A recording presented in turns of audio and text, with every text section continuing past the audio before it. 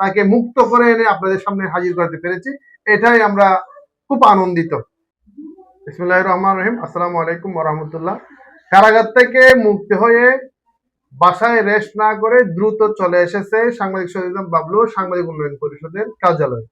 তার একটি কারণ হচ্ছে বাংলাদেশের সাংবাদিক সংগঠন ব্যাঙের ছাতার মতো অলিয়ে গলিয়ে এই সাংবাদিক সংগঠনের জন্য চলাফেরা করা যায় না। কিন্তু নামে বেনামে অনেক সাংবাদিক সংগঠন থাকলেও এই সংগঠনগুলো সাংবাদিকদের পাশে দাঁড়ায় না। তাদের চিন্তা ফরম বিক্রি করা আর ক্যাশ বিক্রি করে মানুষের মাথা বিক্রি করে চলা। আমি আজকের ভিডিও বার্তা থেকে বলবো, সাংবাদিক সংগঠন যদি করতে হয় প্রথমত নির্যাতিত সাংবাদিকদের পাশে দাঁড়াতে হবে, নির্যাতিত সাংবাদিকদের সাথে থাকতে হবে। জানেন 16 ডিসেম্বর রাত্রে সাংবাদিক শহীদুল ইসলাম বাবলু, চট্টগ্রামের একজন সাংবাদিক, বয়োবৃদ্ধ একজন সাংবাদিক, বয়োজ্যেষ্ঠ সাংবাদিক, 16 ডিসেম্বর রাত্রে তাহাকে পুলিশ অ্যারেস্ট করে জেল হাজতে প্রেরণ করা হয়। তো আমরা 16 ডিসেম্বর রাত্রে খবর পাইনি, আমরা এর পরের দিন 2 দিন পরে খবর পেয়ে আমরা দ্রুত তার পরিবারের কাছে ছুটে যাই। তার পরিবারকে, তার সহকর্মীকে আমরা অফিসে ডাকি। সাংবাদিক উন্নয়ন পরিষদের পক্ষ থেকে তাকে আশ্বস্ত করেছি যে আপনি কোনো টেনশন করবেন না, আমরা সাংবাদিক উন্নয়ন পরিষদের পক্ষ থেকে আপনার স্বামীকে এবং সাংবাদিক ভাই শহীদুল ইসলাম বাবলুকে আমরা জামিনে মুক্তি নিয়ে আমরা আসবো ইনশাল্লাহ। আপনাদের দোয়ায়, আপনাদের সহযোগিতায়, আপনারা যে যেখান থেকে সহযোগিতা করছেন, যে যেখান থেকে দোয়া করছেন আমাদের জন্য, আপনাদের দোয়ায় এই সাংবাদিক শহীদুল ইসলাম বাবলু ভাই আমার পাশে বসে আছে। গতকালকে জামিন হয়েছে, আজকে কারাগার থেকে মুক্তি হয়ে সে বাসায় গিয়ে ফ্রেশ হয়ে আমাদের অফিসে এসেছে আমাদের সাথে সৌজন্য সাক্ষাৎ করার জন্য। 16 ডিসেম্বর রাত্রে চট্টগ্রামের বাকুলিয়াস্থ একটি ক্লাবের মধ্যে আমি বিয়ের প্রোগ্রামে যাই। গিয়ে বাকুলিয়া থানা পুলিশের কাছে সোপর্দ করে এই খবর যখন আমার পরিবারে যখন জানতে পারে, তারপরের দিন সকালে আমার পরিবার তখন বাকুলিয়া থানায় ছুটে যায় এবং বাকুলিয়া থানা থেকে এসে তারপরে আমার সাংবাদিক উন্নয়ন পরিষদের চেয়ারম্যান, প্রতিষ্ঠাতা চেয়ারম্যান, সভাপতি মিজানুল্লাহ ভাইয়ের কাছে দৌড়িয়ে আমার সহধর্মিণী আসার পরে উনি আমার সহধর্মিণীকে আশ্বস্ত করে যে আমরা আপনার স্বামীকে, আমাদের সহকর্মী ভাইকে, সাংবাদিক ভাইকে কারাগার থেকে মুক্ত করে আনবো ইনশাল্লাহ। যেভাবে বলেছেন মুক্ত করে আনবে।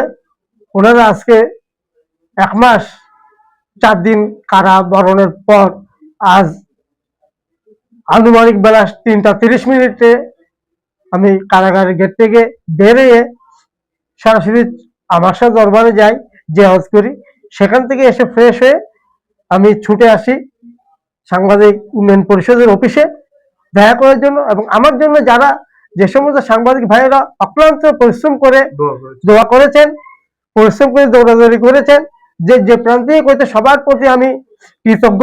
সকলকে আমি আমার আন্তরিক মোবারকবাদ ও ধন্যবাদ জানাচ্ছি। তবে আজকের উনি মুক্তি হওয়ার পিছনে আপনারা কে খুশি হয়েছেন কিনা আমি জানি না, তবে আমি নিজে অনেক খুশি হয়েছি। আমি নিজে অনেক গর্ববোধ করতে পারছি যে এই জন্য আমাদের সাংবাদিক উন্নয়ন পরিষদের সকল সাংবাদিকদের পারিশ্রমিকের কারণে, সহযোগিতার কারণে আমরা সাংবাদিক শহীদুল ইসলাম বাবলু ভাইকে কোনো বাধা বিপত্তি ছাড়া তাকে মুক্ত করে এনে আপনাদের সামনে হাজির করতে পেরেছি, এটাই আমরা খুব আনন্দিত।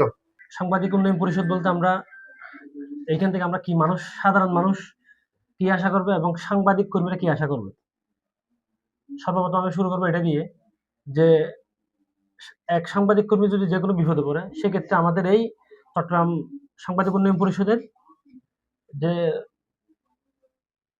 মানে প্রতিষ্ঠান চেয়ারম্যান বা বিভিন্ন যে সাংবাদিকরা আছে সবাই আগায় যাবে, আগায় গিয়ে সুখ দুঃখ ভাগাভাগি করে নিয়ে ওনাকে যেটা সমাধান দিতে হয় সেটা সমাধান দিয়ে ফিরিয়ে আনবে।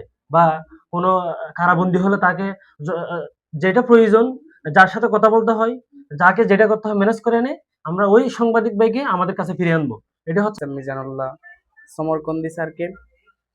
উনি এই সংগঠনের প্রতিষ্ঠাতা চেয়ারম্যান। আমাদের এই সংগঠনটা হচ্ছে নির্যাতিত সাংবাদিকদের পাশে, আপদে বিপদে অসহায় মানুষদের পাশে দাঁড়ায়। ভাই যখন অ্যারেস্ট হয়, যখন ওনার সহধর্মী নিয়ে আমাদের অফিসে আসেন, আমার প্রতিষ্ঠাতা চেয়ারম্যান মিজান স্যার যথেষ্ট কষ্ট পেয়েছেন। একজন সাংবাদিক সহকর্মী কিংবা আমাদের সংগঠনের একজন কর্মী হিসাবে উনি চেয়ারম্যান হিসাবে যে কাজটা করেছেন, আসলে বলে বুঝাতে পারবো না যে উনি সকাল থেকে 9টার থেকে বসে আছে জামিনের জন্য। আমরা অনেক দৌড়াদৌড়ি করছি, স্যারের সাথে আমরা ছিলাম। এবং পাশাপাশি আমি ধন্যবাদ জানাবো চট্টগ্রাম সাংবাদিক উন্নয়ন পরিষদের রেখা চৌধুরী, উনি আমাদের মাঝে উপস্থিত নাই এই মুহূর্তে, ওনাকেও ধন্যবাদ জানাবো। উনিও অনেক কষ্ট করেছেন। তো আমি একটা